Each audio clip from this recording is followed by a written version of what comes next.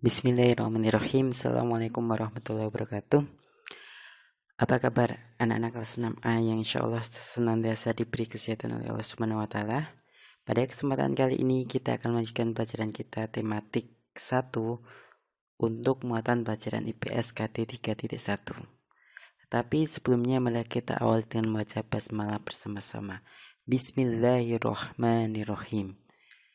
Pada kesempatan sebelumnya, untuk IPS ini Ustadz telah menjelaskan bagaimana latar belakang terbentuknya negara ASEAN, di mana ada 5 negara yang kemudian berkumpul di Bangkok, ibu kota Thailand, kemudian mendeklarasikan diri menjadi ASEAN, Association of Southeast Asian Nation, yaitu kumpulan-kumpulan negara Asia Tenggara.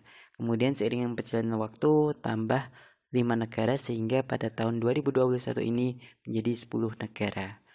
Dan pada kesempatan kali ini Ustadz akan menyampaikan potensi ekonomi dan kegiatan ekonomi negara-negara ASEAN.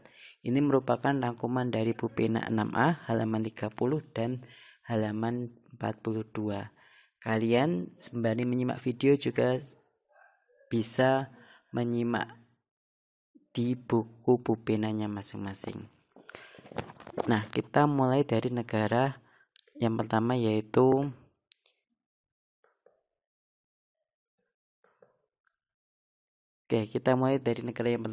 Indonesia. Kita tahu Indonesia merupakan negara kita sendiri dengan ibu kota negara yaitu Jakarta. Dan mata pencaharian mayoritas di Indonesia yaitu petani, pekebun, nelayan, pekerja kantor, dan buruh. Buruh ini adalah salah satunya contoh yang bekerja di pabrik. Nah, sumber daya alam di Indonesia itu dataran rendah ada padi, sayuran, jagung, dan buah-buahan. Kemudian dataran tinggi teh, kopi, kinat, cengkeh, dan kelapa sawit. Selain itu di pesisir pantai juga ada menghasilkan ikan, udang, tuna, cekalang, dan tongkol. Hutan juga menghasilkan kayu jati, rotan, dan karet. Barang tambang itu ada minyak bumi, gas alam, bauksit, timah, tembakau, batu bara, dan emas. Ini adalah sumber daya alam yang ada di Indonesia dan ini mata pencarian mayoritas masyarakat Indonesia. Kemudian yang kedua yaitu Malaysia dengan ibu kota Kuala Lumpur dan mata uangnya ringgit. Ada 3 mata pencarian terbesar di Malaysia yaitu sebagai petani, pekebun, dan penambang. Di sana itu sumber daya alamnya ada hutan, kayu, dan karet. Dan Malaysia itu, dicatat ya, Malaysia itu adalah penghasil karet terbesar di dunia. Karet itu berasal dari apa? Dari pohon karet. Getahnya itu yang diambil kemudian diolah menjadi bahan-bahan atau benda-benda yang berdasar karet. Kemudian pertambangannya ada timah, kemudian perkebunannya ada kelapa sawit ya, tembakau, teh, dan lada. Itu di Malaysia, negara tetangga kita, atau julukannya Harimau Malaya, negeri jiran. Kemudian Singapura, itu hanya ada 2. Singapura adalah termasuk negara maju di dunia dan satu-satunya negara maju di Asia Tenggara karena negara ini cukup kecil wilayahnya dan mayoritas mata pencarian penduduknya ada di bidang jasa. Bidang jasa itu melayani menggunakan tenaga buruh. Selain itu juga ada buruh. Di sana banyak sekali industri tekstil, berarti hubungannya sama kain, ada baja, penyulingan minyak, pakaian, percetakan, dan penerbitan. Pertambangan kalau di sana ada timah dan perkebunan ada kelapa, tembakau, teh, dan lada. Kemudian yang selanjutnya adalah Thailand dengan ibu kota Bangkok. Mata pencaharian di sana ada petani, pekebun, penambang, dan nelayan. Pertanian di sana yang paling besar adalah padi dan Thailand ini merupakan lumbung padi dunia, artinya penyedia beras di dunia karena saking banyaknya padi yang ada di Thailand.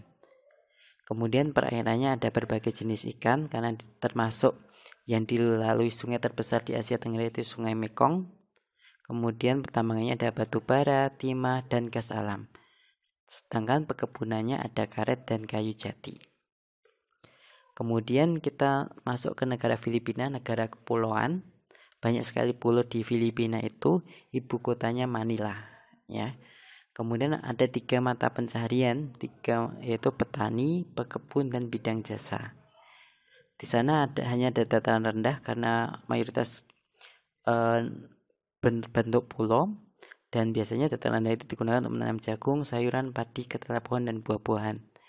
Perkebunannya ada kebun tebu, kelapa, abaka, tembakau, kayu, dan karet. Kemudian selanjutnya adalah negara Laos. Negara Laos ini mata pencahariannya yang utama adalah petani, kemudian ada pekebun, nelayan, dan penambang. Di bidang pertanian ada padi, jagung, tembakau, hutan ada kayu jati. Di perairan akan ikan karper, ikan perch. Laos ini juga salah satu negara yang dilalui oleh Sungai Mekong.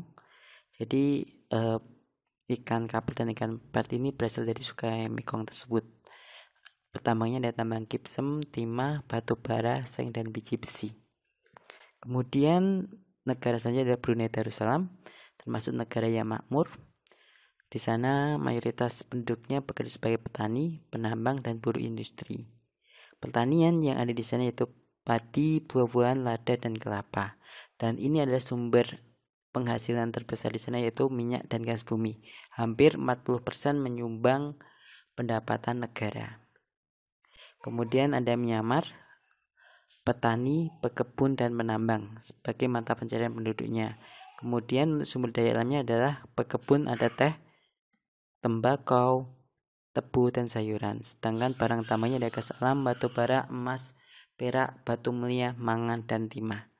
Kemudian yang terakhir adalah Vietnam. Di Vietnam dengan ibu kota Yangon, Vietnam itu ibu kotanya adalah Hanoi. Itu mata pencahariannya adalah petani, penambang, pekebun. Sedangkan sumber daya alamnya adalah dari pertanian itu ada padi, sayuran, dan jagung. Untuk perkebunan ada ubi jalar, tebu, teh, dan kopi. Sedangkan industrinya biasanya mengolah bahan makanan dan tekstil. Dari 10 negara yang Ustadz sampaikan pada kesempatan kali ini, mayoritas penduduk di negara ASEAN adalah bekerja sebagai petani, karena kita tahu memang di kondisi geografis negara ASEAN itu di khatulistiwa, di beriklim tropis, maka tanahnya sangat cocok untuk bidang pertanian. Dan masih ada satu lagi yaitu Kamboja. Kamboja itu juga ada petani, pekebun, penambang, pertanian, padi, umbi-umbian, perkebunan, karet, dan tembakau, perikanan, budidaya ikan air tawar seperti nila, kemudian gurame, kemudian dan lain sebagainya, ya. Jadi secara mayoritas penduduk di ASEAN itu bekerja sebagai petani. Seperti kita jelaskan tadi, karena memang kondisi geografisnya terletak di dataran tropis, sehingga cocok sekali tanahnya untuk digunakan bertani. Demikian untuk penjelasan materi pada kesempatan kali ini. Untuk tugas kalian yaitu Bupena halaman 43 nomor 1 sampai 5. Jangan lupa difoto dan dikirim ke Ustadz. Terima kasih, pesan Ustadz tetap jaga kesehatan dan tetap rajin belajar. Sampai jumpa di lain kesempatan. Assalamualaikum warahmatullahi wabarakatuh.